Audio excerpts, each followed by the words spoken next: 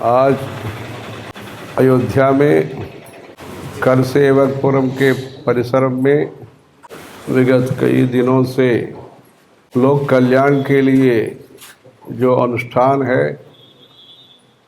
आदित्यम अंबिकाम विष्णुम गणनाथम महेश्वरम, ऐसे पंचदेवता का अनुष्ठान, विशेष करके रुद्री का 2 बार अतिरुद्र महायज्ञ हुआ है, 2 बार सहस्र चंडी का अनुष्ठान हुआ है। अयोध्या जो है पहले से शक्ति का, देवी उपासना का स्थान रहा है। अयोध्यादिषु पीठेषु पृथिव्यादिष्वनुक्रमात्, ऐसे सौभाग्य चिंतामणि श्री विद्या ग्रंथ में उसका उल्लेख है। प्रभु रामचंद्र भगवान जी का अवतार होने के बाद अपने धर्म का प्रचार का केंद्र रहा है, अभी भी धर्म प्रचार का केंद्र है, संस्कृति का केंद्र है।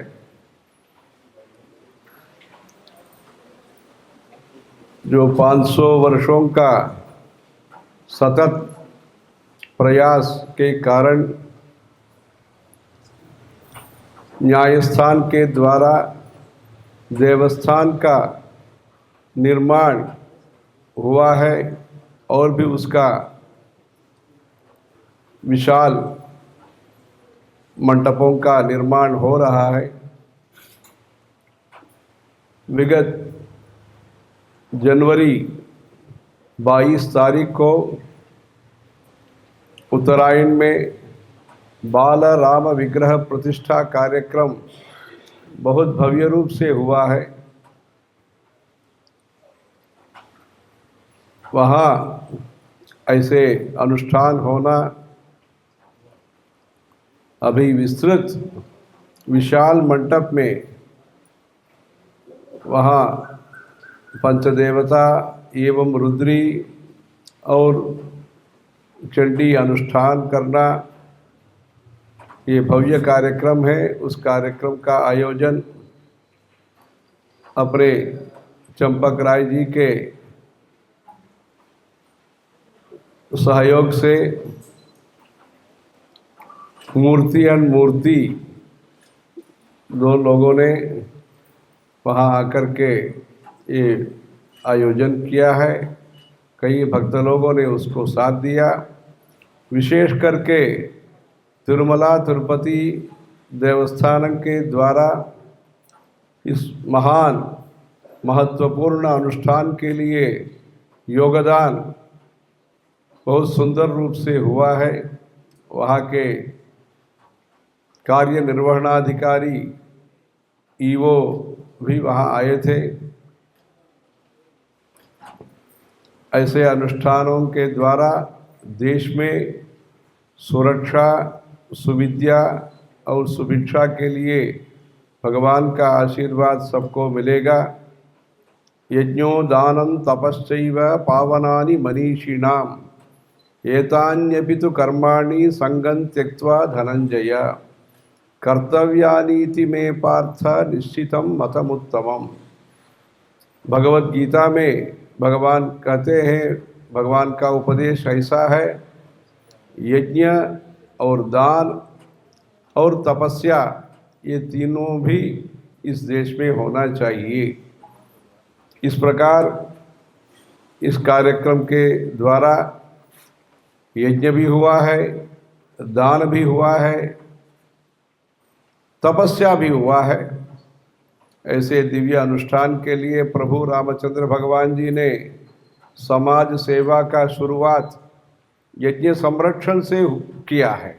पहले विश्वामित्र मुनि के साथ अजात व्यंजन श्रीमान, जो बचपन में उन्होंने बाल्यावस्था में ही यज्ञ संरक्षण किया है, वैसे अपने देश में गांव-गांव में यज्ञानुष्ठान होकर के उसके द्वारा देवताओं का आशीर्वचन, अनुग्रह और कृपा लोगों को मिलने के लिए धार्मिक भारत का निर्माण हमें करना होगा।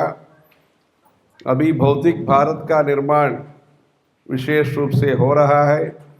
भौतिक भारत के साथ साथ धार्मिक निर्माण के लिए उत्तर प्रदेश अयोध्या के स्थित राम जन्मभूमि एक आदर्श और एक समन्वय केंद्र के रूप में सबको एकत्रित करने का, जनाकर्षण और धनाकर्षण करने का ये मुख्य स्थान होगा।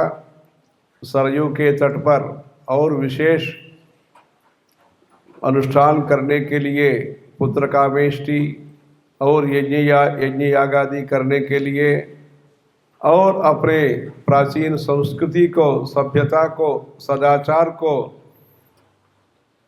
कायम रखने के लिए जो जो काम करना होगा, ऐसे उसका विस्तार, राम जन्मभूमि का सेवा कार्यक्रमों का विस्तार भविष्य में हो सकता है। उत्तरायण में महाकुंभ प्रयाग में, तीर्थराज प्रयाग में जो होने का है, उस संदर्भ में भी काशी, प्रयाग और अयोध्या का दर्शन करने के लिए बहुत लोग आएंगे।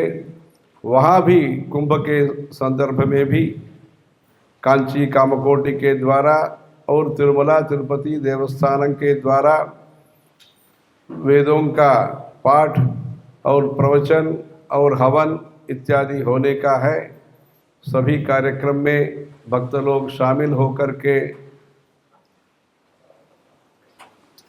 राम जी का आशीर्वाद से वेदः प्राचेतसादासीत् साक्षात रामायणात्मना, ऐसे भगवान का आशीर्वाद से और गंगा जी का आशीर्वाद से धार्मिक प्रवृत्ति के साथ अपने जीवन में अच्छे अच्छे काम करना। इस पवित्र अनुष्ठान के लिए दक्षिण गंगा गोदावरी के तट में जो अच्छे साधक है, उपासक है, अपने यनमंडरम वेणुगोपाल शास्त्री और तथा उनके सुपुत्र के द्वारा इसमें धार्मिक अनुष्ठान करने का और उसमें भाग लेने के लिए दक्षिण भारत से अनेक प्रांतों से, विशेष करके आंध्र प्रदेश, तेलंगाना से काफ़ी विद्वज्जन आए हैं। सबको भी रामचंद्र भगवान जी का आशीर्वाद होकर के वैसे धार्मिक अनुष्ठान अपने देश में अनेक कार्यक्रम होना।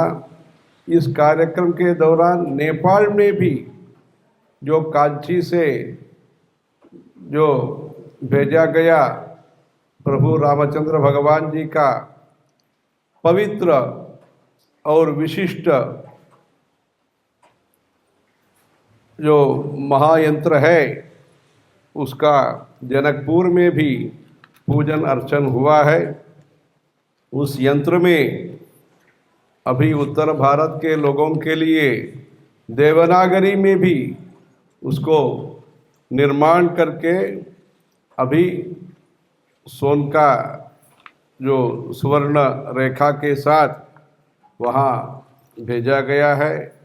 भगवत गीता जयंती के एकादशी के दिन में अयोध्या वो पहुँच गया है।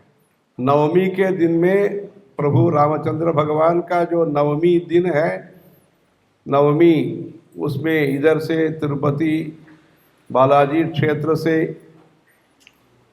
प्रवास होकर के रवाना, वहाँ एकादशी के दिन में इतना दिन रात अपने कार्यकर्ता लोगों ने सब लेकर के वहाँ समर्पित किया है। ये तीर्थ क्षेत्र, राम जन्मभूमि तीर्थ क्षेत्र के प्रमुख अपने चंपक राय जी के उसमें दायित्व में ये रामचंद्र भगवान का यंत्र का ये वहाँ अपने लोग, प्रतिनिधि लोग वहाँ उनको सौंपेंगे, वो स्वीकार करेंगे। उसमें यंत्र में बहुत विषय है, उसमें एक प्रार्थना भी वहाँ यंत्र में लिखा है।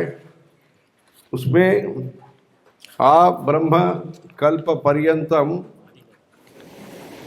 आ ब्रह्म कल्पम अस्मिन् यंत्रे वैकुंठ भवनवत् पूर्ण भावेन सांगः सपरिवारः सायुधः सशक्तिकः सदा वसन् हनुमता दुष्ट निग्रहं शिष्ट परिपालनंच कारयन् मयि कृपया सन्निधेहि। हमेशा प्रभु रामचंद्र भगवान वहाँ रहने के लिए ये प्रार्थना इस यंत्र में किया है। वैकुंठ में जैसे प्रसन्न होकर के वो रहेंगे, जैसे तिरुपति को कहते हैं भूलोक वैकुंठ, वैसे अयोध्या में वैकुंठ में वो जैसे रहते हैं वैसे प्यार कृपा दृष्टि के साथ इधर रहना। पूर्ण भावेना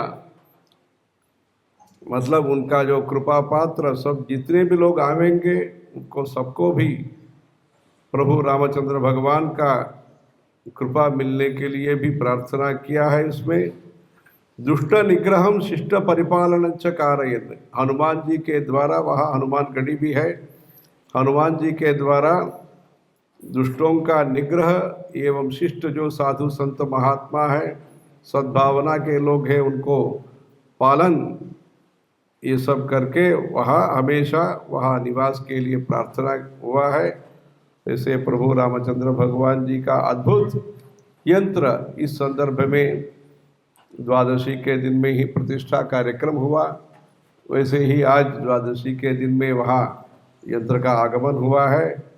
सब लोग प्रभु रामचंद्र भगवान जी का भक्ति और स्तुति करके उपासना करके तद्वारा देश धर्म और समाज का हित के लिए सब लोग काम करना, उसको शक्ति प्रदान प्रभु रामचंद्र भगवान के द्वारा प्राप्त होकर के ये अच्छे काम होना। जो तीर्थ क्षेत्र के सभी सदस्यों का भी राम जी का कृपा होने के लिए हम प्रार्थना करेंगे। अभी पूर्णाहुति का दर्शन करके हमेशा हमारा देश और हमारा धर्म और हमारा समाज कल्याण और सद्भावना के साथ रहना, उसके लिए हम सब लोग प्रार्थना करेंगे। हर हर शंकर, जय जय शंकर। सियावर रामचंद्र की जय।